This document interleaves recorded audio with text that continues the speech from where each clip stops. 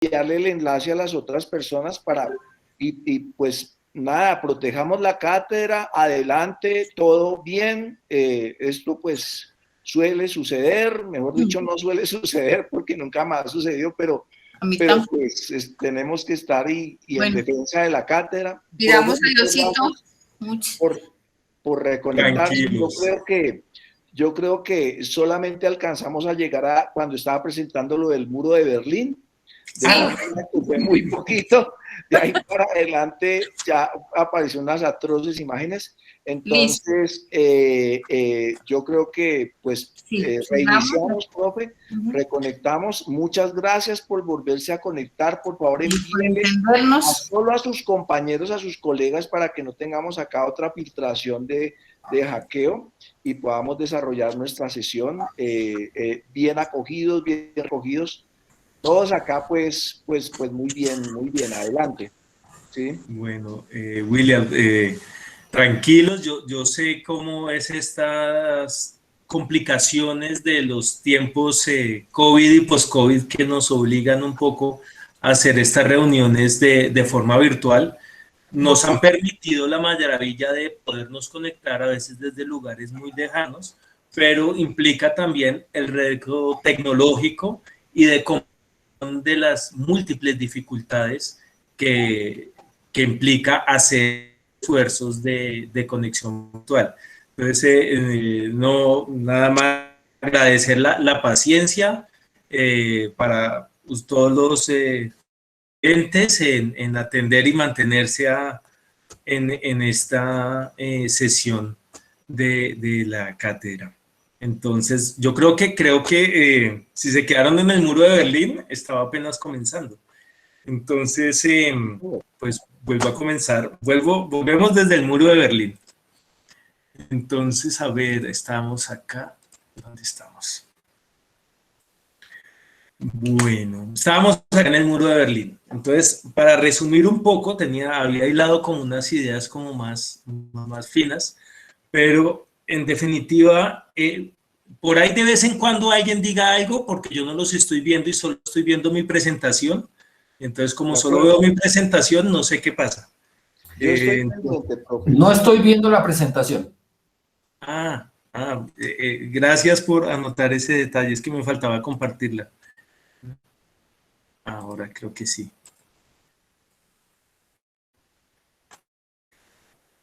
Bueno, ¿ahora sí estamos? Ahora sí estamos. Sí, señor. Estamos en el muro de Berlín. Más o menos, mejor dicho, hay gente que aquí en el curso que es anterior al muro de Berlín, a la caída del muro de Berlín, muy anteriores a la caída del muro de Berlín. Más o menos. Más o menos. ¿Un porcentaje de los 60 que hay, habrá 40 antes del hay muro de Berlín? 74, profe. Estamos 74 aquí escuchándolo. 74. Bueno, quienes estuvieron antes de la caída del muro de Berlín, creo que son anteriores. Varios. Sí, son bastante anteriores. Bueno, quienes son anteriores, yo era muy joven cuando cayó el muro de Berlín. Yo soy de la generación post-muro de Berlín. Yo fui niño en los años 90. Yo soy modelo 82. Entonces era muy joven cuando esto ocurrió. Pero quienes vivieron ese mundo de antes de la caída del muro de Berlín, pues eran conscientes de un mundo totalmente diferente. Era un mundo no solamente con dos Alemanias, sino con la idea que las fronteras eran muy marcadas y que pasar de un lado al otro era complicado y era inclusive peligroso, y los países se dividían, y Alemania se dividió tras la Segunda Guerra Mundial y quedó en dos pedazos irreconciliables.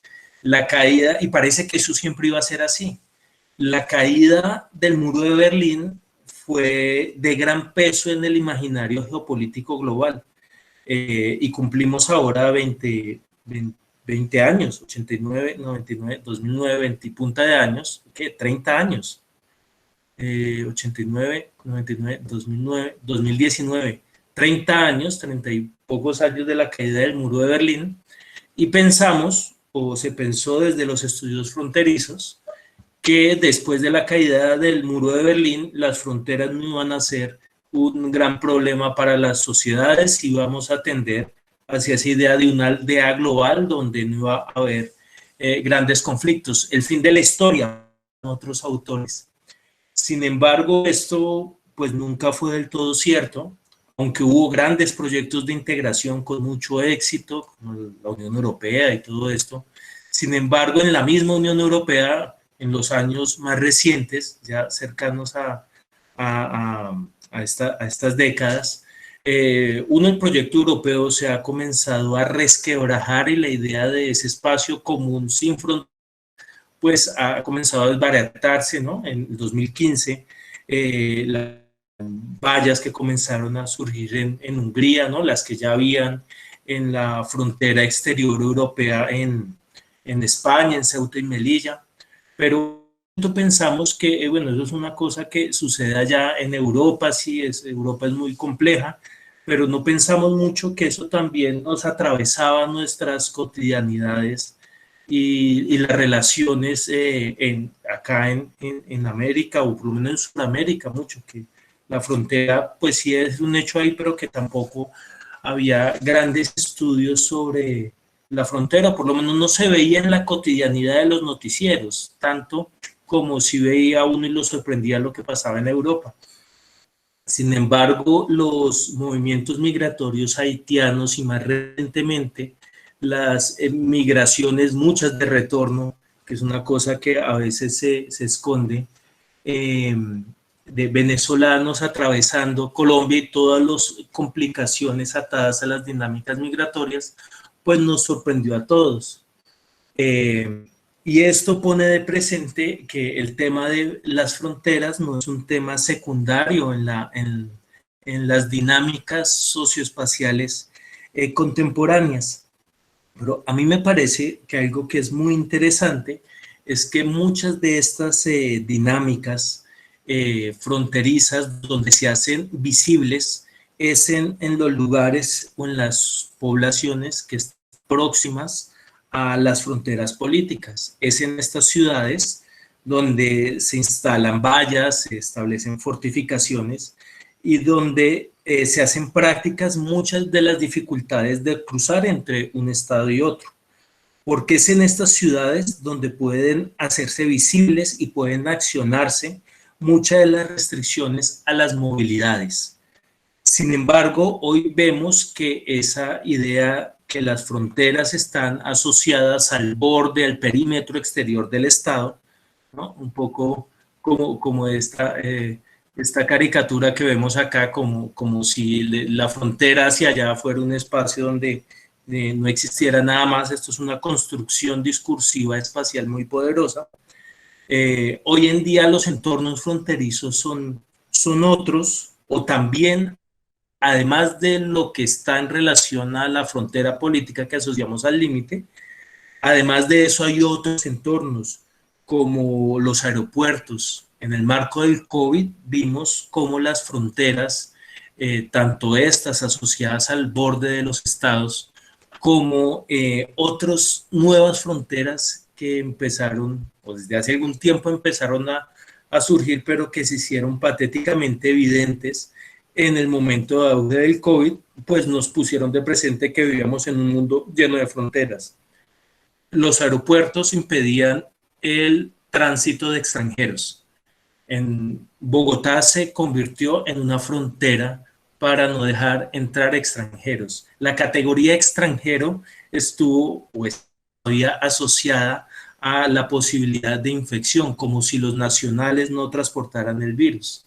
Y el cierre de fronteras con cuerpos militarizados se instauró como una estrategia para controlar el tránsito de un virus minúsculo que lo tapa a duras penas un tapabocas.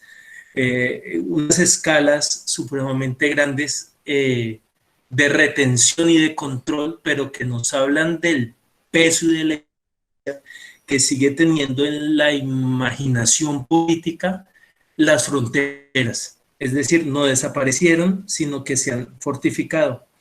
Pero recalco el elemento que las fronteras políticas y en aquellas ciudades fronterizas es donde se puede escenificar con mayor eficacia la división entre un estado y otro, porque por extensos y altos que algunos gobernantes quieran construir muros, es imposible, o por lo menos muy difícil, vallar el contorno de todos los estados, como si la imaginación geográfica atada a la soberanía territorial que define al Estado como una unidad espacial fija, autónoma y autorreferente, fuera una realidad que no se cruza con otras realidades espaciales, sociales y culturales. Por ello, es en aquellos lugares, las poblaciones fronterizas, donde la abstracción espacial del Estado adquiere materialidad y donde la diferencia práctica de estar dentro o fuera de un espacio delimitado se hace más evidente. Por eso es importante indicar que el urbano, creo yo, ha hecho parte fundamental de la configuración de la frontera. Allí se establecen las aduanas, se definen las formas de acceso de mercancías a los mercados nacionales, así como las fortificaciones que protegen el sacrosanto espacio soberano de los estados. Estos también son lugares donde se escenifica tanto la materialización de los discursos identitarios que fortalecen narrativas nacionalistas, como aquellos que los cuestionan. Dichas identificaciones, por tanto, que cuestionan dichas identificaciones. Es decir, la construcción de la idea de sujetos que se identifican en lógicas transfronterizas o no nacionales. Estoy hablando de la posibilidad de la transnacionalidad o la múltiple nacionalidad, que es un fenómeno que ocurre en diversos entornos fronterizos, pero no solo una nacionalidad asociada al documento de identidad que le da a uno un Estado que le sirve para votar o quizás para acceder a ciertos servicios sociales del Estado, sino una identidad atada a cómo me siento yo y de dónde me siento yo, a qué comunidad imaginada pertenezco. En ocasiones, en las regiones fronterizas, particularmente en estas poblaciones fronterizas, esa identidad nacional se pone a veces en duda porque me siento parte de la comunidad imaginada de un lado o del otro, y a veces se refuerza. Los discursos y los imaginarios que construyen la nación son en estos lugares a veces mucho más fuertes de lo que puede ser en lugares centrales. No es lo mismo pensarse la nación desde Leticia, desde Mitú, desde Inírida, ¿no?, a pensarse la nación desde Bogotá. Estar en la frontera marca unas dimensiones diferentes de lo que implica ser nacional. Por lo tanto, creo yo que las poblaciones fronterizas son lugares esenciales para comprender las expresiones funcionales del Estado moderno en sus bordes, como sus cuestionamientos. ¿Estamos? ¿Acá? Hola. Estamos acá, sí, señor. Sí, señor. Pensé que se había caído otra vez. Sí, profe. Tranquilo. Profe, aquí estamos. Bueno, seguimos. No me dejen solo que otra vez me pierdo. Bueno, estas reflexiones sobre la frontera implica, aquí la luz de fuerte, aquí vamos. Estas reflexiones sobre la frontera implican trascender dos miradas. Uno, la frontera solamente como una línea definida en mapas mediante acuerdos político-diplomáticos, ¿no? Es más o menos lo que aprendemos en el colegio, que le dicen a uno, ¿cuál es la frontera de Colombia? Un mapa, y ahí está dibujado el perímetro del Estado que nos divide de otro país, y lo entendemos más o menos como esta caricatura, ¿no? Aquí está el mapa nacional de Colombia, la línea trazada acá, que es el límite, que es el acuerdo jurídico, que separa de estos otros espacios que están en blanco o gris, que están fuera del mapa, que no somos nosotros, y es el abismo que está por fuera del país, ¿no? Quizás habría que trascender esa idea de la frontera como línea trazada en mapas, entender las fronteras políticas como un fenómeno que es político y es complejo, que no se restringe solo a su representación en mapas, ¿no?, sino que se expresa social, cultural y económicamente en relación con los espacios, tanto en la materialidad del espacio, ¿no? El espacio concreto, físico, la calle, esta línea, que esto es en Corea del Norte, esta es la materialización de esta línea pintada acá, que fue fruto de la guerra y todo esto, y esta que es una imagen icónica, que son los dos presidentes cogidos de la mano, pasando del norte al sur. Estos años, y esto pues fue así súper revolucionario, porque esto no pasaba hacía muchísimo tiempo, que ni siquiera se pusieran de acuerdo para saludarse. Este paso de la línea fue un pequeño gesto de relajar las relaciones en una de las fronteras pues, más complejas de los últimos 50 años, ¿no? Pero esta materialidad, la materialidad de lo fronterizo se expresa en muchos lugares de frontera, en muchas ciudades, y se expresa pues en el entorno físico construido, edificado de las ciudades, no solo en las vallas, sino también en las calles. La ciudad como tal, la morfología de la ciudad, los ladrillos, el cemento, son parte de esa materialidad del espacio. Acá agarrando, no sé cómo andan de reflexiones teóricas, acá agarro de un poco de Lefebvre y de Eduard Soja para pensar el espacio fronterizo, y que me sirve también para pensar la Amazonia. Entonces, estamos hablando de el espacio, los procesos de fronterización, la configuración de las fronteras como procesos sociales, culturales, económicos, que ocurren en relación con el espacio, que tienen esa dimensión material, que tienen una dimensión vivencial, es el habitar un espacio, este momento en que estos señores se encuentran ahí y viven ese espacio, implica sentir las sensaciones de estar ahí, el hecho político de encontrarse ahí. No sabemos si hacía frío, no sabemos cómo se sentía pisar en las piedras esas. Todo eso solo es posible estando ahí, siendo ellos además, porque la vivencia de un lugar está atravesada por la subjetividad de estar en él, ¿no? Y de la historia personal y local de estar en un lugar. Por eso vivir en una ciudad fronteriza es diferente a vivir en una capital. De hecho, la experiencia del lugar, no sé de dónde sean todos ustedes, pero estoy segurísimo que la experiencia vital del lugar donde ustedes viven es diferente a estar en otro lugar, o diferente a la experiencia que tiene otra persona. Entonces, el espacio tiene esas dos dimensiones, el espacio material físico, los ladrillos, digamos, y esa otra dimensión que es cómo se vive. Y eso es particularmente interesante en las ciudades fronterizas, me parece a mí, y digamos que fue el primer campo de estudios en el que me metí yo, que era cómo era habitar esas ciudades fronterizas en que uno estaba de un país al otro todo el tiempo. Pero hay otra dimensión que es de lo que más me interesa ahora, que es la dimensión del espacio como representación.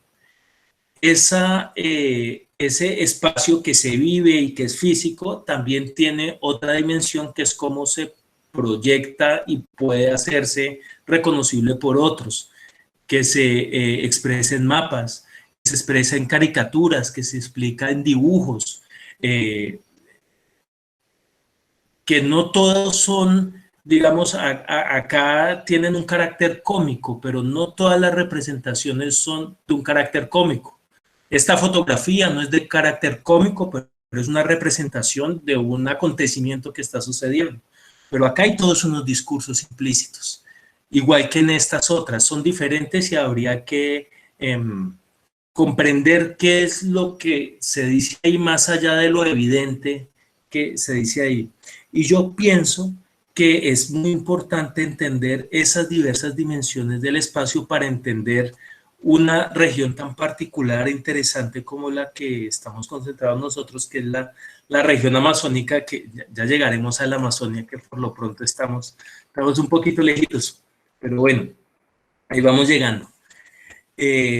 Otra cosa importante que a mí me parece pensar es lo urbano pero lo urbano más allá de las grandes ciudades. Siempre pensamos, cuando pensamos en ciudades, en Bogotá, Madrid, Ciudad de México, Lima, ¿no? Pues las ciudades grandes, pero no pensamos en otras pequeñas ciudades y en los hechos esenciales que hacen de un lugar urbano, como que son entornos de habitación. La gente vive en ciudades y en la Amazonia hoy, desde hace bastantes años, la mayoría de la población vive en ciudades.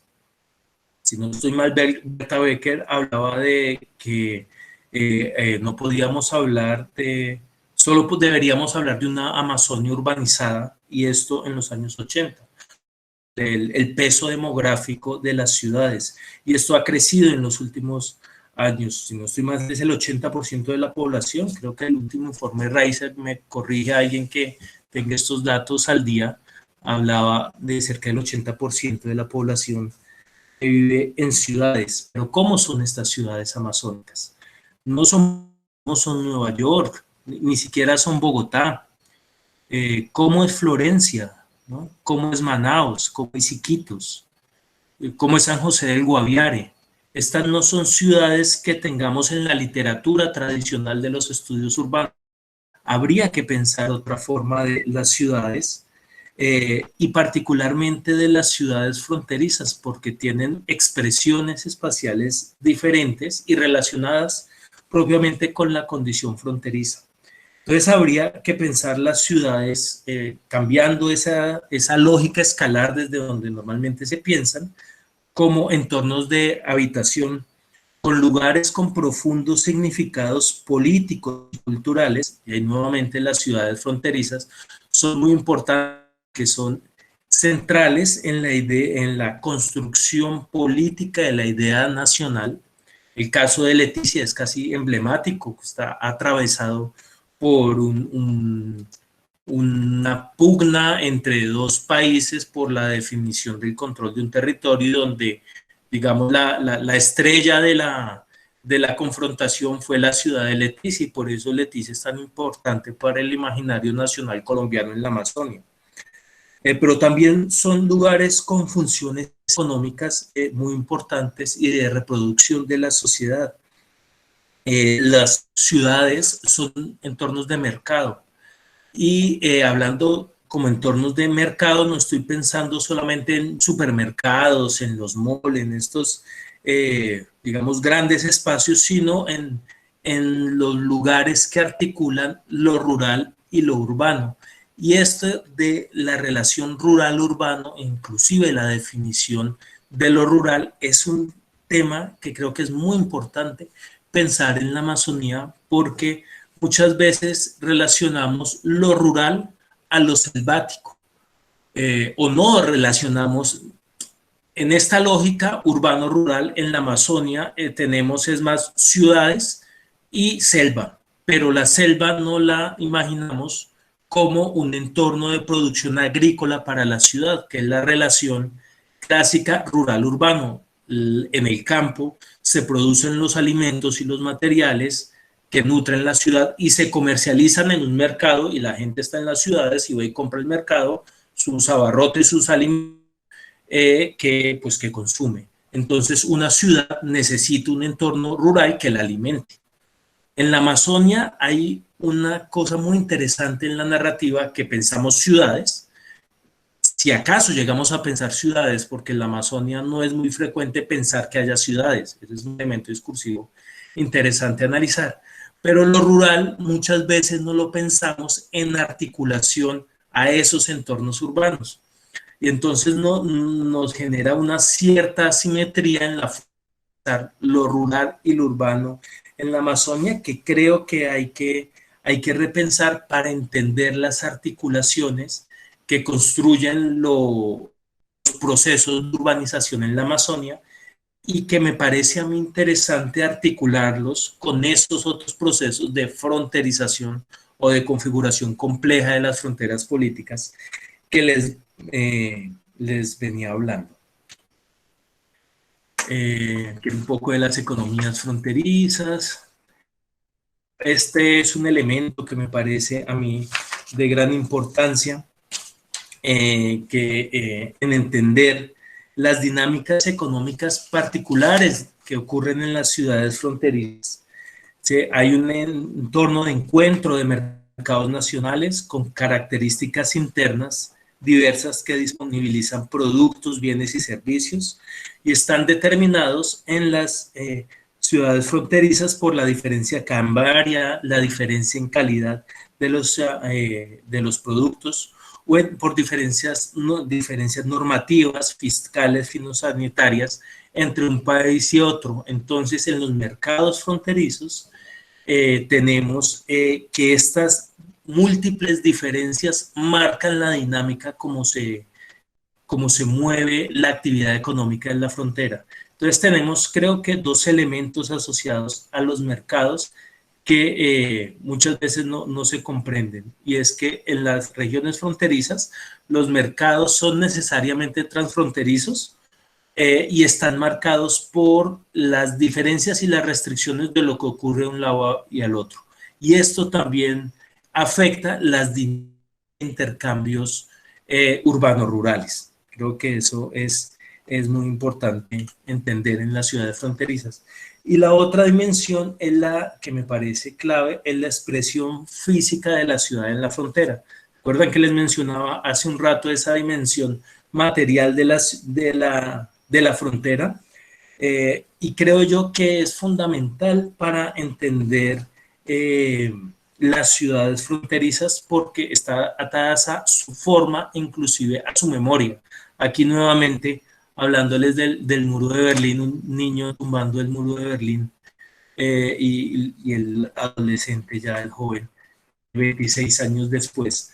Pero hay otras marcas que están ahí siempre presentes en estas ciudades, como esta pequeña ciudad entre Francia y España, donde hay marcas súper antiguas, mojones de la delimitación de los países, e incluso Leticia, que es una cosa que a mí me parece súper interesante, que entre Leticia y Tabatinga, la población brasileña que está al lado, pues están los mojones que marcan la división de los estados en las ciudades, en este caso en uno rural, urbano de Leticia y Tabatinga, pero también se expresa en otros lugares con divisiones hechas por la gente.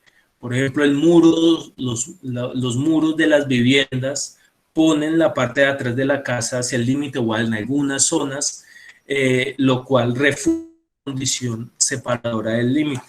Todos estos elementos creo que son muy importantes para entender la ciudad fronteriza. Hay algunos elementos de la ciudad fronteriza, de las formas como la gente va construyendo sus espacios y en ocasiones fortaleciendo la división nacionalizada del espacio. Pero también es interesante, creo yo, comprender las formas como crece y se transforman las ciudades en torno a la frontera. Es decir, cómo se relacionan física y funcionalmente las ciudades, configurando continuos urbanos transfronterizos, que es una categoría que a mí me parece que es bastante interesante para entender expresiones urbanas como esta de Leticia y Tabatinga, donde uno pareciera observar una misma mancha urbana entre las dos ciudades y donde ese límite escenificado en el espacio urbano pues es difícil de encontrar. Pero también ciudades divididas o que fueron divididas como Berlín, lo cual genera cicatrices importantes en su morfología urbana. Inclusive Berlín por mucho tiempo, sus sistemas viarios y de acueductos y de transportes no se articulaban y ha sido todo un reto para ellos cómo lograr articularla.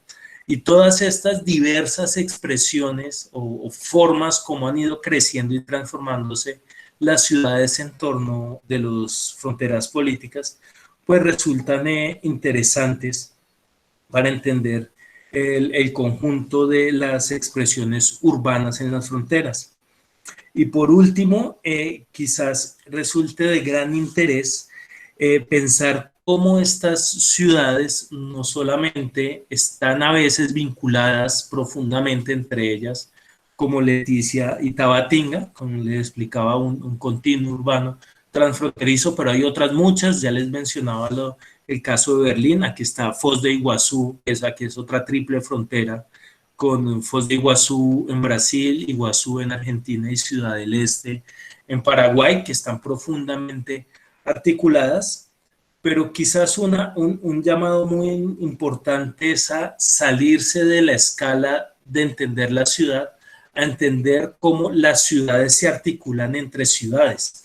Y aquí les presentaba yo algo que estuve buscando de un trabajo muy interesante que hicieron en el País Vasco, español y francés, tratando de mirar las redes, conexiones y cruzando datos de municipios fronterizos franceses y municipios fronterizos españoles, y mirando temas de jerarquía y relaciones urbanas. Y esto entender los sistemas urbanos más allá del Estado Nacional, que es como muchas veces se piensan.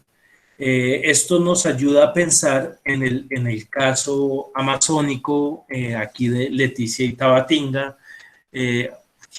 Aquí, bueno, esta patica que ustedes ven acá, esta es la parte baja del trapecio amazónico. Aquí vendría a estar Leticia y aquí vendría a estar Tabatinga. Y todas estas manchas rojas son entornos urbanos cercanos. Como entornos urbanos y entornos rurales también asociados a nutrir este conglomerado urbano diverso y complejo. Sería muy interesante entender y comprender cómo son las articulaciones de estos espacios regionales, de estos complejos urbanos, rurales, transfronterizos, para entender realmente qué es lo que pasa ahí y no hacer diseños de políticas públicas nacionales para atender a Leticia sin entender su articulación regional y vínculos con otras ciudades, pero también entornos rurales que trascienden los espacios nacionales. Cruzado esto además con los temas étnicos que son fundamentales de entender. Entonces esto nos lleva a una última reflexión de este primer bloque. Yo no sé cómo, ¿vamos bien de tiempo? ¿O vamos terribles? No, señor, hola. Vamos bien. ¿Vamos bien? Bueno. Sí, señor. Gobernar la frontera, el gobierno urbano de la frontera, conduce a plantear tres cuestionamientos esenciales. Uno es cómo gobernar una ciudad fronteriza, cómo desarrollar el gobierno de ciudades donde las problemáticas sociales y económicas, ¿no?, ambientales, no se restringen al espacio de acción de la administración nacionalizada de la ciudad, donde las decisiones de construcción de infraestructuras, calles, hospitales, escuelas. En este momento, recuerdo unas reuniones el año pasado que se constituyeron en torno del COVID, cómo atender el COVID, y que ocasionalmente estuve participando, y era, bueno, ¿cómo se hace para poner de acuerdo a las administraciones locales para lograr gestionar esta problemática de salud pública? Y cómo poder articular localmente, pero además también convencer a los estados de que la única forma de enfrentar el problema es poniéndonos de acuerdo entre todos para poder enfrentar la situación de mejor forma. Sí, recalco que no es ni mandando militares a cuidar la frontera entre Colombia y Brasil en Leticia, ni tampoco era la solución más eficiente, pensando humanamente, en simplemente cerrar el aeropuerto de Leticia y que no hubiera avión hacia Leticia por 9 meses para evitar que la variante brasileña llegara a... Eso era negar la condición nacional a los habitantes de la Amazonia. Así de profunda fue esa decisión en términos de acción de Estado. Muy dramática, pero ¿por qué no poder pensar unas lógicas locales que nos puedan ayudar a atender estas problemáticas? cómo establecer un régimen de pesca de pirarucú, que es un tema clásico. Si Perú establece unas medidas, Colombia otras y Brasil otras, pues la gente va donde mejor pueda pescar y los pescados no tienen nacionalidad. Pero los estados sí pueden establecer regulaciones que les permitan armonizar las políticas públicas en la frontera. Ese es un elemento que creo que es importante a reflexionar. Lo otro es cómo conciliar, y este es un tema que ya había mencionado, dos concepciones de ciudadanía diferentes. Una, la ciudadanía vinculada a los sujetos pertenecientes a una sociedad política atada al Estado y la nación, ¿no?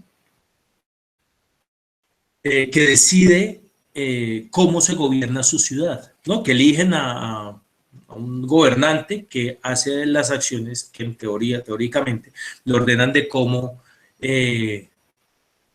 guiar las acciones en su ciudad, cómo diseñar las políticas públicas en lo local, cómo cambiar esa noción de ciudadanía de atadamiento de identidad que nos dan todos los países y que, como les decía, nos da ciertas ventajas de poder elegir y ser elegido y además acceder a ciertos servicios sociales que proporciona el Estado por el hecho de ser ciudadanos de un Estado nacional.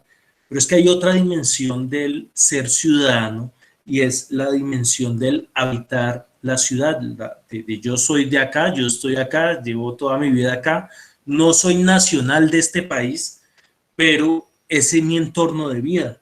Y esas dos dimensiones entre la ciudadanía de quien habita y la ciudadanía política, toda esta historia Estado nacional, en las ciudades fronterizas pues se mueven en la cotidianidad y habría que poder armonizarlas.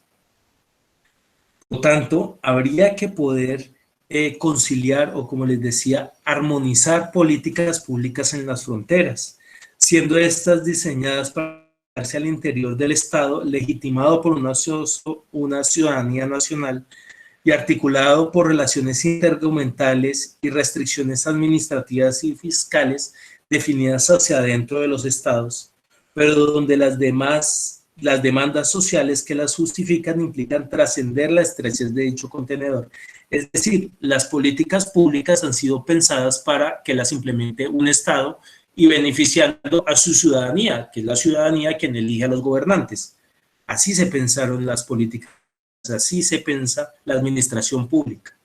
El reto en la frontera es que les toca salirse del contenedor, nos toca también como ciudadanos salirnos del contenedor Estado Nacional para pensar otro tipo de políticas públicas que atendan a las demandas sociales, ambientales, ciudadanas del ser habitantes de regiones fronterizas.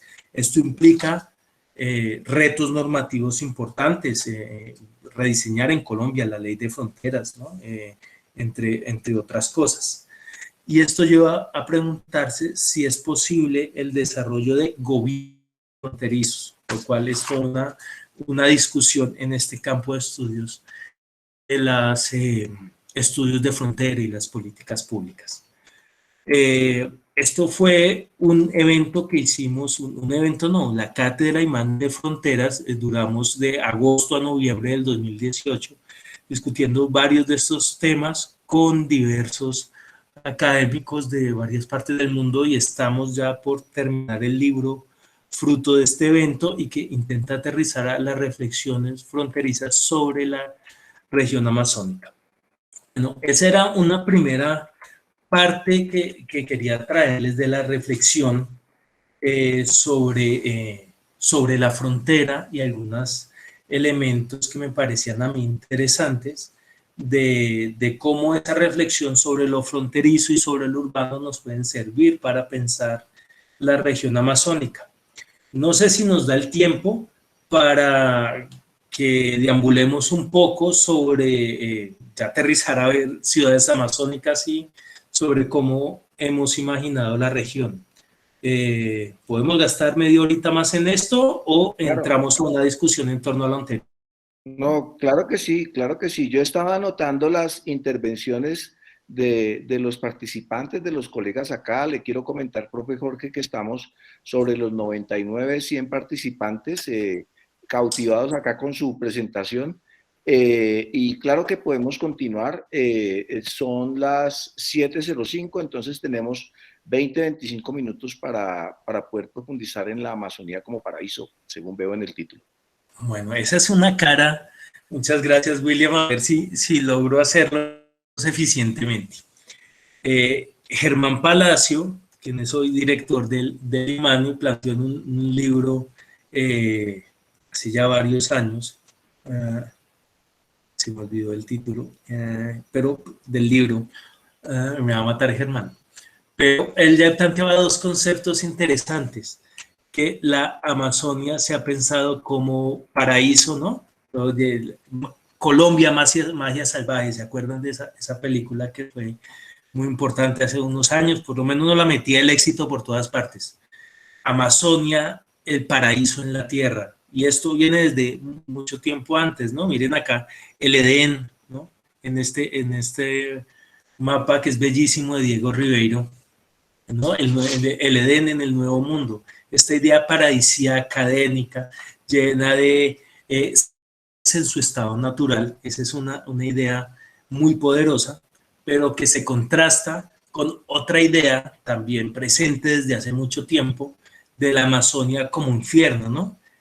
De Green Inferno, una película de hace unos años. Es un lugar donde están los caníbales, que están los famosos caníbales Tupinambá, en este mapa de Diego Gutiérrez, y de Brit tiene unas ilustraciones buenísimas sobre esto. Miren acá las brazos y piernas colgando, ¿no? Esta idea infernal de la Amazonia, que una región donde hay grandes quemas, hay caníbales, las películas de caníbales hay montones de ellas, el narcotráfico, ¿no? Es donde todo lo malo pasa. Son dos ideas de la Amazonia que están plenamente en juego y se cruzan más recientemente con esta idea de la Amazonia como un espacio en permanente peligro, como un pulmón con EPOC, ¿no? En que se está quemando, la idea de que se está quemando, de que se está acabando la Amazonia, y los llamados a orar por la Amazonia en peligro, tienen para mí esa dicotomía permanente, infierno y paraíso, y que además está en riesgo. Pero hay un elemento que a mí me parece muy interesante en esta particularmente que nos cruza ahora todo el tiempo, y es que en estas imágenes lo urbano parece una cosa secundaria, y está permanentemente en todas las imágenes que nos llegan sobre la Amazonia, mapas, fotos, todos los catálogos turísticos. Siempre es el recurrente llamado a región en peligro o región llena de una fauna y flora biodiversa, y lo urbano hay que buscarlo un poco con lupa, lo urbano en las diferentes representaciones. Tenemos estas imágenes y estos discursos muy potentes, ¿no? La selva, y no estoy diciendo por que no sean ciertos, o sea, sí es la selva húmeda tropical más grande del mundo, sí ocupa el 6% del planeta, tiene 7.5 millones de kilómetros cuadrados, el 20% del agua dulce del mundo, el 40% de Sudamérica. No estoy diciendo que esto no sea cierto, sino que estos enunciados superpoderosos nos refuerzan esa idea de una región que es extensa, verde, diversa, compleja, pero que es peligrosa, malsana, y como allá está el Amazonas.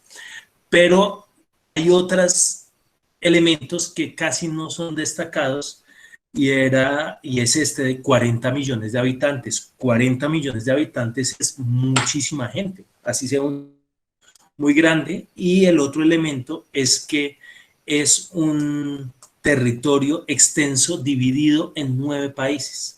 Muchas veces pensamos desde Colombia, no sé si todo el público hoy es colombiano, pero muchas veces pensamos en Colombia, la Amazonia colombiana, y a veces restringimos la Amazonia es al departamento de Amazonas, y no pensamos todos los otros departamentos que hay en Colombia, amazónicos.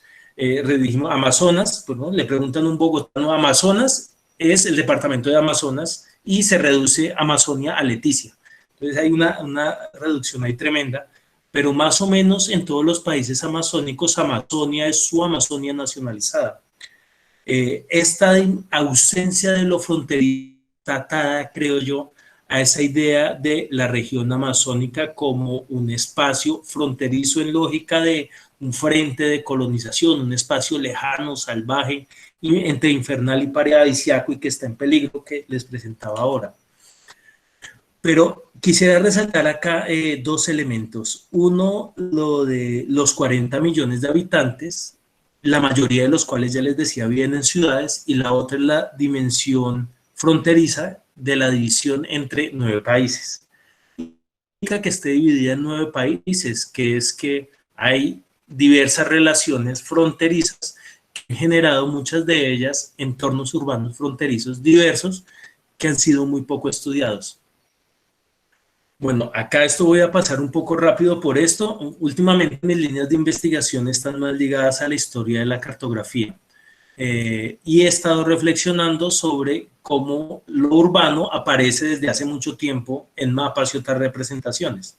Entonces acá hay una representación de Manoa con la ciudad del Dorado y cómo esa ciudad del Dorado está presente en nuestro imaginario. Está en Indiana Jones y otras películas recientes, y tenemos ahí esa idea de la ciudad dorada que está por ahí en alguna parte perdida en la Amazonia, pero esto se cruza también con hallazgos arqueológicos recientes que parecen haber encontrado asentamientos muy grandes desde tiempos prehispánicos, lo cual respaldaría un poco la idea de que sí había grandes ciudades en la Amazonia, lo cual no quiere decir que el Dorado, a ver, hay una cosa con los imaginarios sociales que me parecen a mí interesantes, y es que puede tener relación con la existencia de un hecho real, pero también hay una serie de construcciones atadas al lugar. Es decir, los imaginarios no están desvinculados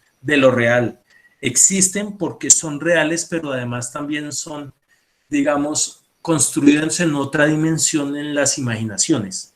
Entonces, la ciudad de Manoa, que es el producto de las imaginaciones y las ensoñaciones un poco de los diferentes exploradores, se cruzan en un punto con que en la Amazonia, desde tiempos prehispánicos, muy posiblemente, sí había entornos urbanos grandes. Lo que pasa es que la comprensión de la región amazónica ha cambiado desde entonces y nos ha llevado a una idea hoy muy fuerte de la Amazonia como un espacio escasamente habitado donde el urbano no es un elemento fundamental. Bueno, acá yo creo que esto lo podemos saltar. Bueno, este mapa que les mostraba acá es un mapa de Abraham Ortelius, poco después del famoso viaje de Orellana, y aquí lo que me parece interesante es la ciudad, no que ellos hayan visto estas ciudades puntualmente que se mencionan en el mapa, ¿no? O sea, no que Orellana haya visto estas ciudades y Ortelius las haya representado en este mapa, sino que esto hace parte de un discurso geopolítico de apropiación del territorio y que está ligado a la construcción a la larga de lo que serán las fronteras políticas, porque el apropiar está ligado directamente a decir esta parte del territorio es mío y la reclamo para mí o la reclamo para mi corona, y después esto se terminará traduciendo en las disputas que definirán los bordes de los estados nacionales. Un poco acá siguiendo esa línea de disputa, un mapa asociado al segundo viaje, al de Pedro Teixeira, que entró por la boca del Amazonas hasta Quito y volvió a salir, y aquí pues están en ese mapa pues San Luis de Marañón, Pará y dos fuertes, el fuerte de Gurupo y Gurupita, y en la cabeza del mapa, en la parte más alta, Quito. Nos muestra, aunque es un momento de la Pax Ibérica, digamos la expresión de que todo el río Amazonas es controlado y a la cabeza tenemos a Quito, que es la capital entonces, y a los pies tenemos las ciudades portuguesas, y todos hacen parte de un mismo reino, ¿no? Durante la Pax Ibérica, que reunía a las dos coronas, pero que después va a entrar en disputa y nos generará dos espacios que se disputan, y esto aparecerá en muchos mapas.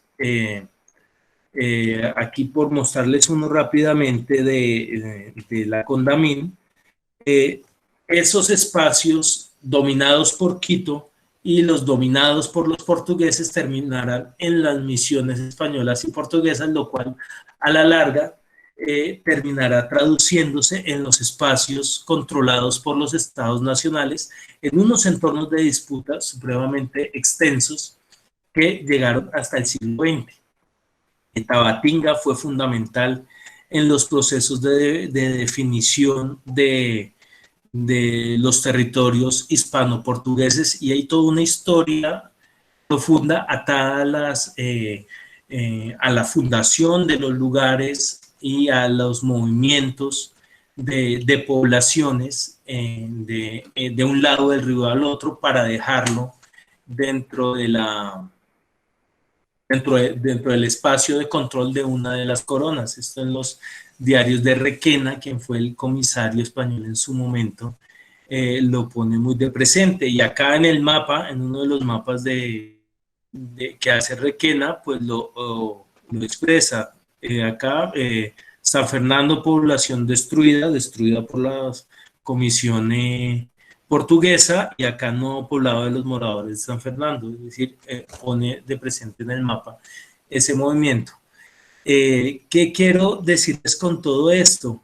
Y llegando a Leticia, las ciudades han estado de alguna forma presentes tanto en los imaginarios sobre qué había en la Amazonia, qué se podía conquistar. Había una ciudad del Dorado, es decir, que había oro y había que buscar esas ciudades que después en el mapa de Ortelius, que es el famoso Teatro Norbis Terrarum de Ortelius, que es el primer gran atlas, aparecen como, mire, este es un espacio acá a dominar, y después en las disputas coloniales, y por último terminan apareciendo en las disputas nacionales, y que en las reivindicaciones colombianas por un espacio específico que es el trapecio amazónico, y donde Leticia es un tema supremamente clave, y que en el mapa de Julio Garavito de la Oficina de Longitudes, que este mapa circunstancialmente lo encontré, fue el archivo personal de quien fue uno de los comisionados de la Sociedad de las Naciones, que fue un piloto gallego. Bueno, en este mapa se muestra la toponimia de Leticia y el esfuerzo de presentarlo como más importante que Tabatinga. Si ustedes ven la diferencia en el tipo de letra, es algo pues que está en todos los mapas, pero quizás uno no resalta la importancia geopolítica de ponerlo de un color y una letra más grande en un mapa que está reivindicando, un mapa hecho por la Oficina de Longitudes, que era el Agustín Codazzi de entonces, mapa hecho por el Estado colombiano, que reivindica ese espacio y define sus límites, ¿no? Y este es un mapa con un esfuerzo similar de marcar, de cómo las ciudades sirven como marca. Es decir, creo yo que en el plano del espacio como representación, ¿se acuerdan que hace un rato les explicaba un poco esa dimensión de la representación del espacio? Las ciudades fronterizas son, en el plano de la representación, un elemento fundamental en la construcción de la narrativa geopolítica de los estados nacionales, y esto inclusive en la Amazonia. Y los perros, perdonen. Y también las ciudades fronterizas son un elemento muy importante en la proyección del ideal de civilización que implica llevar la nación a sus bordes. ¿Cómo construir la soberanía nacional? Con ciudades. Por eso en su momento se planteaban trasladar Leticia de una esquina de digamos, geoestratégicamente un poco mal ubicada para construir en el medio del trapecio, más o menos donde hoy queda Puerto Nariño, una futura metrópoli, ¿no? Con una zona industrial, pero que se cruza este ideal civilizatorio del progreso, ¿no? Todos esos discursos del progreso muy en boga a inicios del siglo XX, con una carretera sobre la jungla milenaria, es decir, cruzando con estos grandes imaginarios sobre la región amazónica, con una región malsana, milenaria, la jungla, ¿no? Por allá eso que queda lejos y que está un poco como en el entorno modelado. Bueno, a ver si voy aquí como articulando un poquito otras cosas para cerrar. Estas ciudades, digamos, es importante entender esas dimensiones representadas del espacio y los contenidos geopolíticos, pero también intentar comprender la región amazónica desde su amplia diversidad urbana. No vamos a encontrar París en la Amazonia, pero sí está Manaos con toda su complejidad y su 1.000.000 de habitantes. Está Leticia, Iquitos, Florencia, San José y Guaviare. Montones de poblaciones que particularidad morfológica de los palafitos, las formas particulares endógenas de construcción, así como formas exógenas. Esta es una imagen que fácilmente uno no lo ubica en el Amazonas, pero es Manaos. Esta, pues, Iquitos, de las grandes ciudades, lo cual nos lleva a pensar que no todas, o que no todas las ciudades amazónicas son de tablas, sino que hay otras expresiones físicas de la ciudad que es necesario comprender mayor detalle. Bueno, salto un poco esto y quizás relacionar los procesos de construcción de ciudades con otros procesos de transformación espacial supremamente profundos y que, como les decía, también atan a la configuración de ruralidades, ¿no? Y de otras actividades económicas, cómo todas estas actividades están relacionadas con los fenómenos urbanos. Y como saltando esto, son un poco de un pequeño estudio sobre el impacto de las infraestructuras hoteleras en el área de Manaos, y quizás voy a ir cerrando con este tema del crecimiento urbano en la Amazonia para pensar sistemas urbanos transfronterizos, y creo que esto es lo último que voy a decirles la noche de hoy. La Amazonia, ustedes saben que ha ido creciendo en los últimos años de forma bastante intensa. Ya les hablaba lo de Berta Becker, que planteaba en los años 80 que deberíamos hablar de una selva urbana.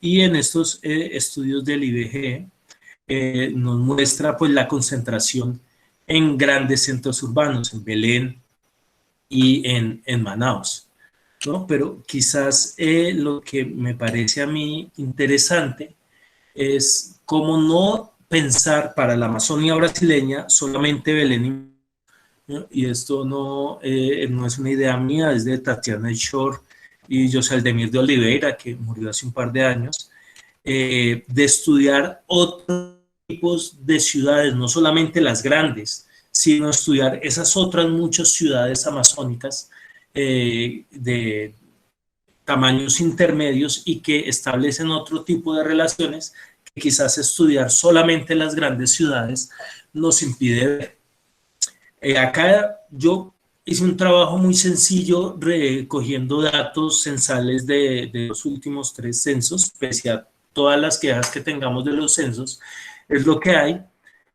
Para el año 93 teníamos en la Amazonia colombiana 5 poblaciones sobre 10.000 habitantes y una sola sobre 20.000 habitantes, que era Florencia, que es nuestra gran ciudad amazónica.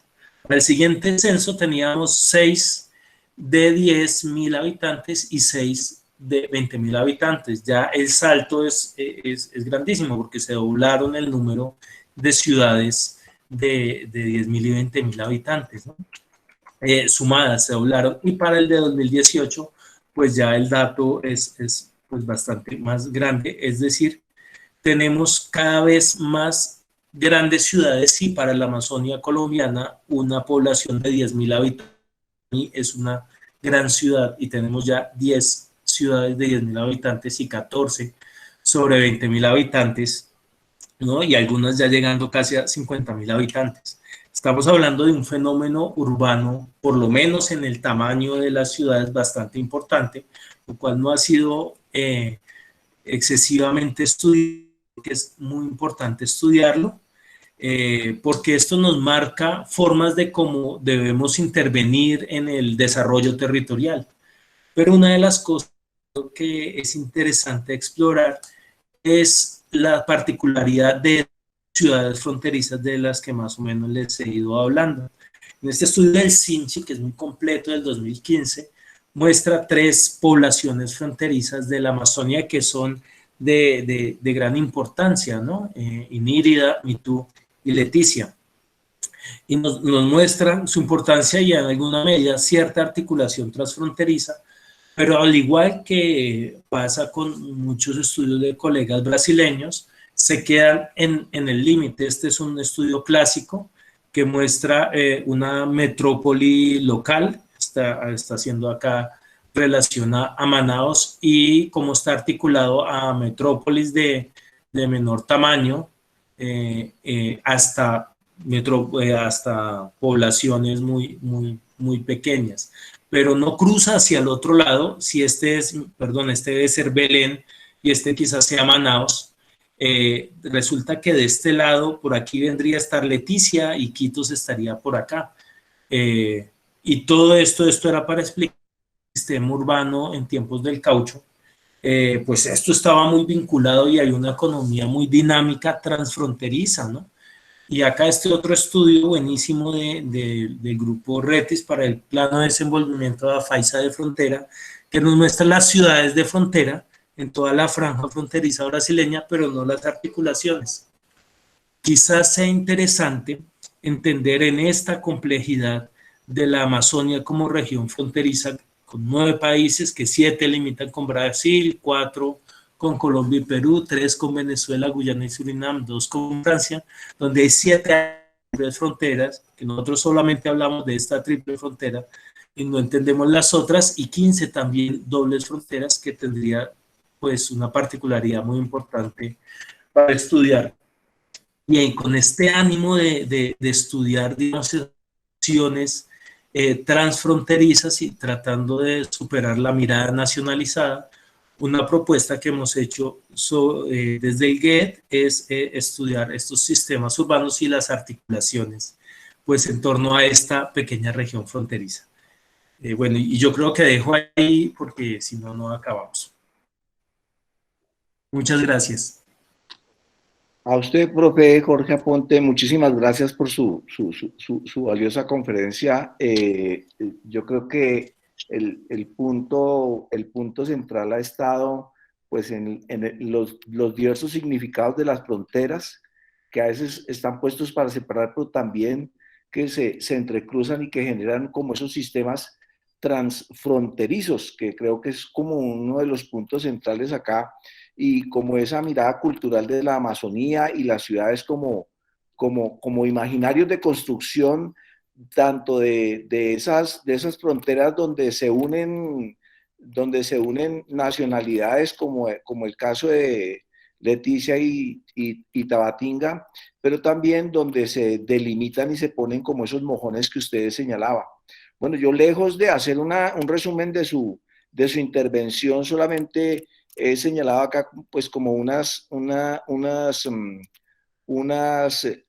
ideas que me quedan sonando.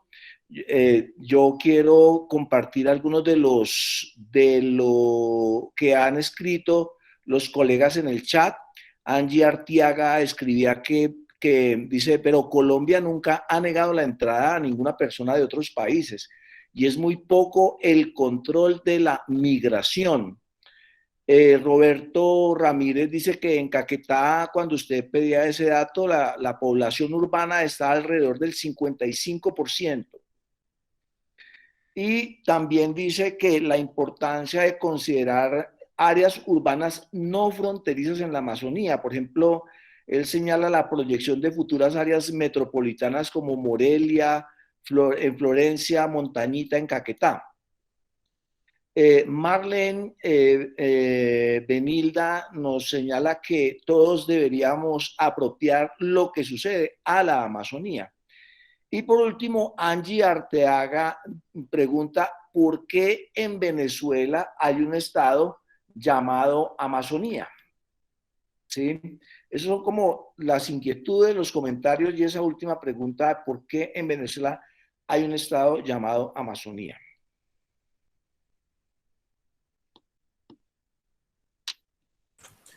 Pues, a ver, no sé por qué habrá un estado en Venezuela que se llame Amazonas, creo que se llama ya, lo que es homónimo al colombiano. Igual que porque hay un estado en Colombia que se llama Amazonas o porque Perú se llama Loreto. No tengo pues la información de la etimología de esos nombres, ¿no? El estado brasileño, que sería el equivalente a departamento en Colombia, también se llama Amazonas. Eh, pues, el determinante regional de la región amazónica, entonces pues le pusieron el nombre a uno de los unidades administrativas de nivel intermedio Amazonas. Y creo que eso fue algo que hicieron todos los países o casi todos. No sé, pues sería una cosa interesante explorar las razones de esa etimología. La primera pregunta, bueno, gracias por el dato sobre el Caquetá. El 51% de la población es 55. Es urbana, ¿no? Sí, era el Caquetá, ¿no? Sí, 55. Decía, 55. sí. Más de la mitad es urbana. Pues eso nos lleva a plantear que es un tema fundamental de estudio. Y sí, como decía el compañero, no solo es importante estudiar las áreas urbano-fronterizas, sino en sí el fenómeno o los fenómenos urbanos en la Amazonia, desde su diversa complejidad. Pues hay que comprenderlo. El asunto es que lo fronterizo, lo urbano fronterizo, pues ha sido en la agenda de investigación sobre Amazonia y sobre estudios urbanos, pues digamos, puesto muy fuera de la agenda. Si la agenda de investigación en estudios urbanos en la Amazonia es corta, creo que es mucho más, pese a escasas excepciones, la agenda de investigación sobre ciudades fronterizas. Por lo menos esa es mi percepción. Entonces, no es que sí estudiar ciudades fronterizas y no estudiar otras ciudades o otros fenómenos urbanos. Yo pienso que hay que estudiar todo y se necesita estudiar estas dinámicas y articularse. Por eso este curso me parece interesantísimo, que brinda la posibilidad de articularse entre diversas instituciones para atender el estudio de unos fenómenos particulares que ocurren en una región tan amplia y diversa como es la Amazonia. Frente a la primera pregunta, sí me parece curiosa. Colombia no ha negado la entrada a nadie. No sé, hace poco expulsó de una forma supremamente extraña a una ciudadana alemana. Pero más allá de eso, Colombia ha tenido unas fronteras bastante ecléctica y hasta los años 20, si no estoy mal de acuerdo, si no estoy mal, si no recuerdo, Colombia prohibía el ingreso de comunistas y otros vagos. Creo que había un decreto que planteaba una cosa así, en 1920 pero al día de hoy, la política en general de fronteras y de las dinámicas migratorias es muy ecléctica, pese a que no he acabado de leer la última ley que salió hace menos de un mes, migratoria, pero en general la política de fronteras de Colombia no es clara, e inclusive el establecimiento de pasos fronterizos en toda la Amazonia es es supremamente complejo. Si ustedes se dan cuenta, hay un puesto de paso fronterizo en San Miguel, en Putumayo, y el otro punto de paso fronterizo está en Leticia. En todo ese trayecto que hay, que además no es el mismo río, si uno está en el medio Putumayo, para poder ir a Iquitos, le toca ir a Bogotá. No hay otra forma legal de hacerlo. Así es. Eso habla de que Colombia no tiene ni idea de las cosas que pasan en la Amazonia. Otro ejemplo, frente a Puerto Leguízamo, está, si no estoy mal, Soplín Vargas, que tiene un hospital gigantesco y al cual, pero no tienen médicos. Sino, si hay alguien de Puerto Leguízamo por acá, yo estuve allá hace ya casi 10 años y tenían esa problemática.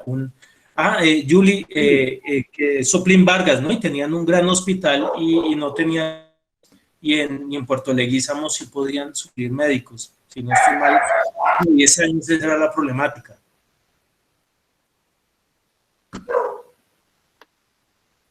Sí. Estoy como mal de señal. Sí, pues ese tipo de problemáticas de frontera, yo pienso que es una cosa de atender más allá de entender la frontera como una llave que se abre o se cierra para entrar dejar entrar o salir gente que en algún momento un gobierno considere deseable o no deseable. Me parece que hay más complejidades que habría que tener en cuenta ahí. No sé, ¿qué otra cosa? Sí, Fabián dice que en Putumayo falta una política estructural en el desarrollo urbano acorde a la Amazonía, siendo el Putumayo el pie de monte amazónico. Le echan muchos piropos acá varios.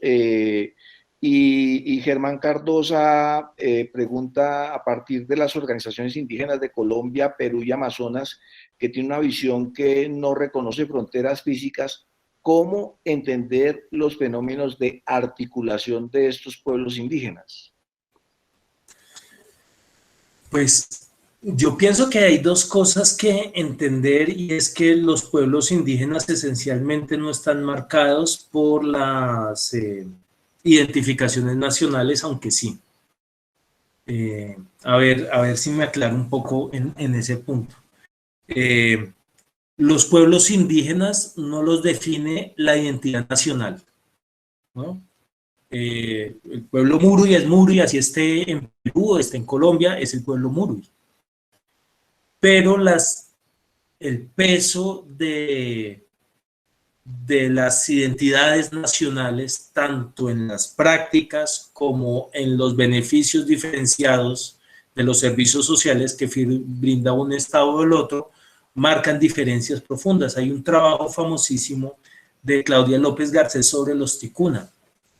Entonces, aunque hay una comprensión de ascender el Estado Nacional como pueblo étnicamente identificado, también es importante entender cómo las construcciones del Estado y todo el peso de las normativas y las acciones estatales ejercen sobre las personas y sobre sus identidades étnicamente construidas. Pienso que hay que tener esas diferenciaciones y sobre cómo esas diferencias marcan los procesos de organización política de los pueblos indígenas. Es decir, realmente hasta qué punto pueden articularse de forma transfronteriza las organizaciones de los pueblos indígenas. En Colombia, digamos, a ver si me aclaro, las organizaciones indígenas, las asociaciones de autoridades indígenas tienen en alguna medida acceso a los recursos de transferencias que de alguna forma llegan a los resguardos, ¿no? Más o menos así puesto muy a grosso modo. Organizaciones indígenas en Perú, no tengo ni idea, pero no estoy seguro que tengan un mismo régimen legal que les permita ese tipo de acceso a un tipo de recursos públicos. Esto marca diferencias entre las organizaciones políticas que están mediadas por los estados.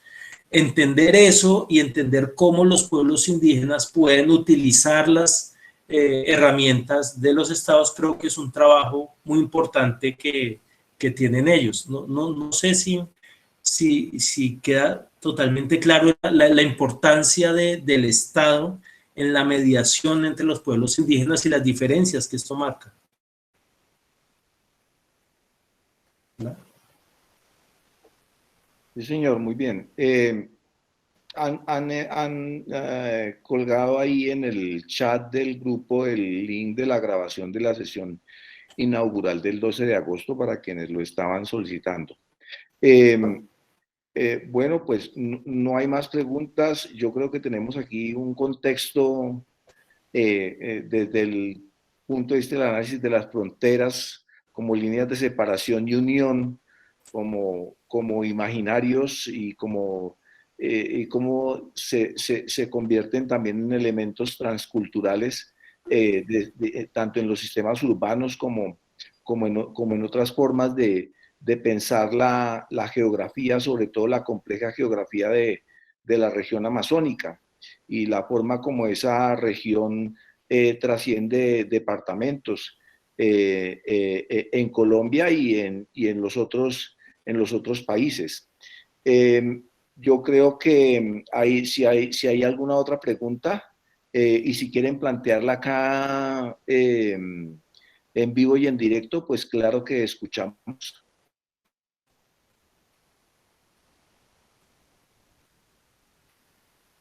Vale, creo que no hay más preguntas, no hay más inquietudes. Yo quiero invitarlos a la próxima sesión, el próximo miércoles, que es Historia del Poblamiento y las Culturas Amazónicas, con el doctor Marco Tobón, que es antropólogo y doctor en Ciencias Sociales de la Universidad Estatal de Campinas. ¿Sí? El profesor Fabián Ricardo está levantado la mano.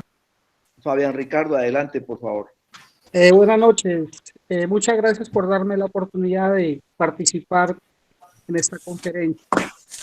Excelente toda la temática, interesante la estructura de la conferencia. Yo le hacía una pregunta ahora a Jorge relacionado en el tema de por qué en el Putumayo, siendo piedemonte amazónico, no había una estructuración relacionada con el desarrollo o la planeación urbanística que permita ser una característica fundamental en el piedemonte amazónico, más cuando nosotros tenemos una frontera bien amplia con Ecuador, Perú y otros países. Pero pensándolo también no desde el punto de vista únicamente urbano, sino también nosotros tenemos una gran biodiversidad que nos conecta también con Ecuador, nos conecta creo que hasta Paraguay, donde tenemos unos corredores biológicos importantes que de una u otra manera nos están teniendo en cuenta. Entonces yo creo que urge la posibilidad de que se piense en un desarrollo urbanístico y rural en ese sentido. También teniendo en cuenta de la parte de multiétnicos que tenemos nosotros, yo lo escuchaba a Jorge hablar del tema de que para las comunidades indígenas no hay fronteras. Eso es verdad, porque inclusive tenemos el tema de los ingas que son peruanos y que también están asentados acá en Colombia. Entonces, todos esos puntos yo creo que son necesarios en el desarrollo urbano y rural de esta zona putumayense. Muchas gracias, Fabián. Quizás, ¿qué piensa uno por desarrollo urbano? Y ahí yo creo que un debate bastante sobre cómo pensamos la región amazónica. Si desarrollo urbano lo entendemos por construir más calles, más edificios y el desarrollo lo entendemos como sistemas de producción altamente tecnificados y que nos van a llevar a tener riquezas, riquezas económicas, yo pienso que ahí sí está como en contravía de cómo mantener un hábitat sostenible. Es un debate muy grande de cómo hacer un desarrollo urbano, cómo diseñar las ciudades de hoy con la particularidad de la región amazónica, cómo mejorar los niveles de vida de la gente en la Amazonia, con lo de mejorar y lo complejo que es decir mejorar con respecto a qué se mejora. Es muy difícil, ¿no? Yo creo que yo no tengo una respuesta, sino más inquietudes y retos. Entonces uno se piensa, ¿qué se ha hecho en Colombia en cuanto a desarrollo territorial? Tenemos una legislación pues muy compleja y diversa que se implementa poco. Por ejemplo, los POD o inclusive los esquemas de ordenamiento territorial, pues todos sabemos que están en donde se pudieron hacer en su momento, en los 2000, pues ya están desactualizados porque ya pasaron los tiempos de vigencia y no se han vuelto a hacer, y los que se han hecho a medias, y a veces uno lee esos COT y son copy-paste de lo que pasó en algún otro municipio y totalmente diferente, se encuentra uno. Entonces a veces yo veo un problema entre que no hay claridad de hacia dónde se quiere pensar la Amazonia y cuál es el papel que lo urbano va a tener en ese repensar la Amazonia, ¿no? Y cuál es el modelo de desarrollo adecuado para la Amazonia y que tiene una relación directa con cómo pensar lo urbano y cruza también lo urbano fronterizo. Y eso se atraviesa también por cómo logramos que los diferentes gobiernos que elijamos para que gobiernen la cosa pública y puedan llegar quizás a articularse transfronterizamente y todo esto, tengan una idea diferente de cómo construir esos entornos urbanos que, querámoslos o no, van a seguir creciendo cada vez más. O sea, de alguna forma hay que planificar pues eso para el futuro y ya para el presente. No sé si más o menos respondía a tu pregunta, Fabián. A ver, Jorge, yo creo que has tocado un punto muy importante y ahí, y es el tema de la resiliencia que nosotros tenemos, o sea, con la utilización de la biodiversidad y todos estos temas, ¿sí? O sea, estamos utilizando, pero ¿qué tanto estamos devolviéndole a esa biodiversidad? Ese respeto a esa biodiversidad, esos espacios que necesitan y que se están perdiendo. El tema no es generarle más ingresos a la gente, sino es mirar que con lo que tenemos en el momento, sin ir a ampliar frontera agrícola, sin ir a ampliar los espacios que están dedicados a las zonas de protección, a las zonas de conservación, sin ir a quitar esos espacios, pensando en que realmente debemos de aprovechar más lo que tenemos, ¿sí? Sin ir a ampliar. Usted sabe que el piedemonte amazónico es muy pobre en materia orgánica, ¿sí? Los suelos son muy sensibles. Estamos pensando en estos momentos, en tiempos de pandemia, en la reactivación económica. Es preocupante que realmente no se estén vislumbrando por parte del departamento ni del municipio una actividad relacionada con la recuperación de la actividad económica. El Putumayo tiene todo para ser una potencia en turismo, pero una potencia en turismo desde la sostenibilidad y de la racionalidad de lo que tenemos, o sea, sin ir a exceder la capacidad de carga sin ir a dañar ese entorno, ¿sí? Entonces es pensar en estructurar estos temas que tienen que ver con corredores biológicos, el respeto por la naturaleza sin ir a alterarla. Entonces todos estos temas yo creo que se están quedando en el tintero y no se les está dando una aproximación al tema de la Amazonia. Entonces, en ese sentido, pues invito a los participantes a una reflexión, porque como tú lo dices, esto no es de una sola reunión, esto es de que se involucre la universidad, se involucre la institucionalidad, pensando la institucionalidad desde el gobierno nacional, los ministerios de educación, con los PIs. Entonces son temas que hay que empezarles a dar, digamos, empezar a estructurarlos para que pensemos en esas ciudades amazónicas y teniendo en cuenta ese respeto por nuestro entorno y desde el punto de vista de la resiliencia, que creo que es lo más importante. Gracias, Vale, Jorge. gracias, Fabián, muchas gracias. Hay una última intervención de Osmar Yepes. Independientemente de las políticas públicas de cada país, ¿cree usted que estaría en riesgo la Amazonía, según la cátedra Imani, comillas, el mundo sin fronteras, por la falta de concientización, trabajo articulado y armonizado en pro de la defensa del medio ambiente y protección de los recursos naturales? Cerramos con esa pregunta, profe Jorge.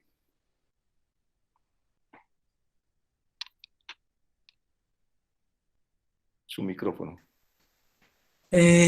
Falta de concientización, trabajo articulado organizado en pro de la defensa del medio ambiente y la protección de los recursos naturales. Pues yo creo que no solo la Amazonas, sino el mundo está en riesgo y yo pienso que el mundo muy posiblemente como lo conocimos va a dejar de existir dentro de no mucho. No porque no haya una conciencia sobre la Amazonia y no reciclemos, como, digamos, la preocupación, yo veo que la preocupación por la Amazonia, la preocupación por no sé, los glaciares en la Patagonia, sí, son, efectivamente, si el amazónico desaparece, hay un problema climático global que lo estamos viendo.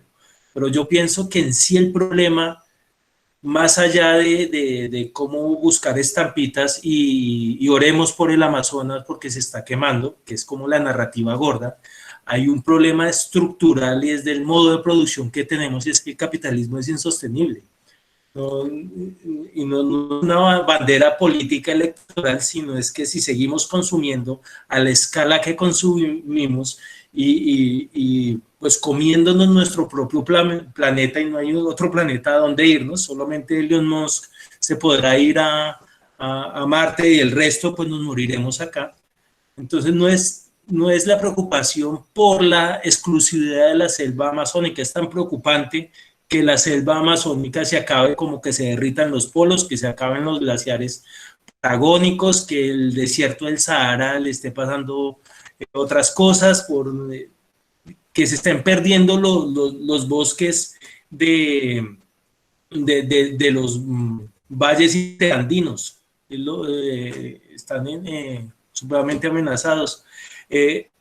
Todo esto es reflejo, creo yo, de un modo de producción y de consumo que tenemos que es abiertamente insostenible. Y si no cambiamos la forma en que producimos y consumimos, la lógica del capital que domina nuestra forma de relación con el mundo, pues simplemente esto tiende a desaparecer yo creo que en unos pocos años, no sé qué tan pocos. Vale. Fabián Ricardo Duque y Germán Cardoso han levantado la mano. Les pido en aras del tiempo ser muy breves en la pregunta. Fabián primero y Germán después. Adelante. Disculpe, se me marcó, no. Ya. Germán, gracias. Adelante. Muchas gracias, Fabián. Germán, adelante. Germán Cardosa tiene la mano levantada. Bueno, parece que no.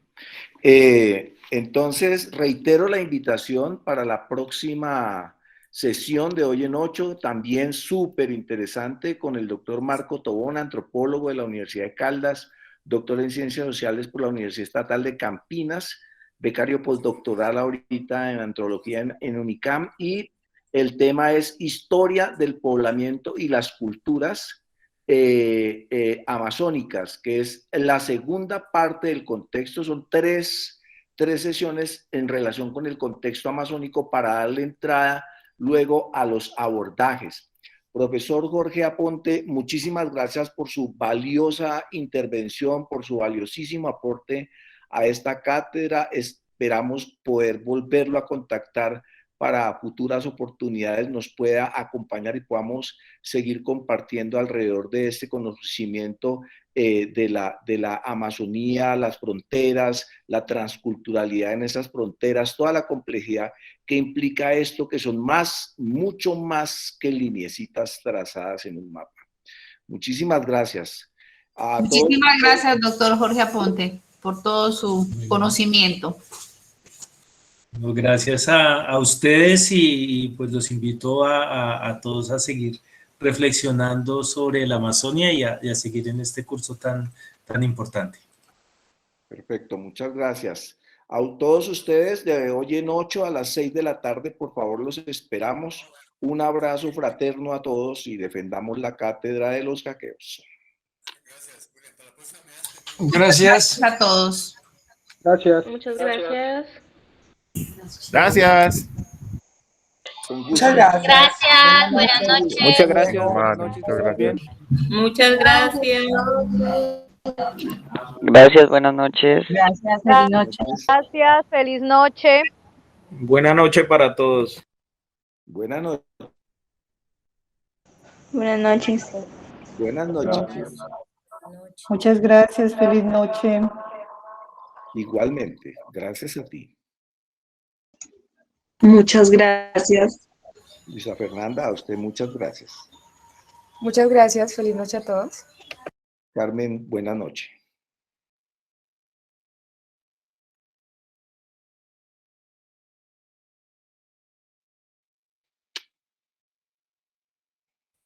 Feliz noche, muchas gracias. Igualmente, feliz noche, gracias.